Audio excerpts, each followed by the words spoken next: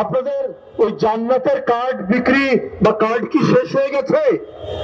এখন এই নারী কি আপনারা ধরলেন?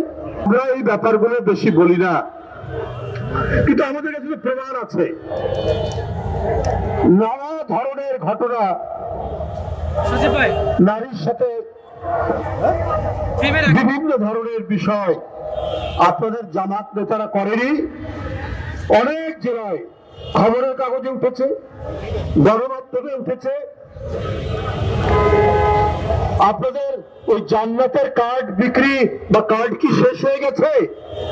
এখন এই নারী কি আপনারা ধরলেন? পৃথিবী বিখ্যাত একজন মনোবিজ্ঞানী, সবাই তার নাম জানেন আপনারা, ফ্রয়েড, সিগমন্ড ফ্রয়েড। তার একটা বিখ্যাত বিশ্লেষণ, বিখ্যাত একটা গবেষণা আছে যারা নারীদের ব্যাপারে আজে বাজে কথা বলে। তিনি বলেছেন, নারীদের প্রতি অশোভন উক্তি যৌন বিকৃতির লক্ষ্য।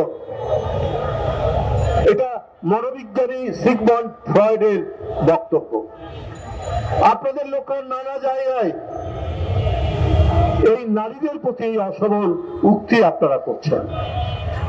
জান্নাতের কার্ড বিক্রি করার শেষ হওয়ার পর এখন আপনারা ধরেছেন যে কবরে নাকি 4টা প্রশ্ন করা হবে।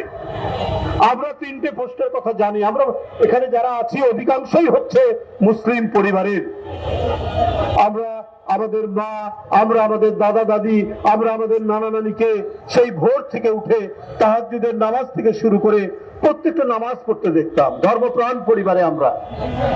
কিন্তু এই আমাদের যে বিপক্ষ রাজনৈতিক দল এখন ধর্ম নিয়ে নানা কথা বলছেন, জান্নাতের কার্ড বিক্রি করছেন, টিকিট বিক্রি করছেন,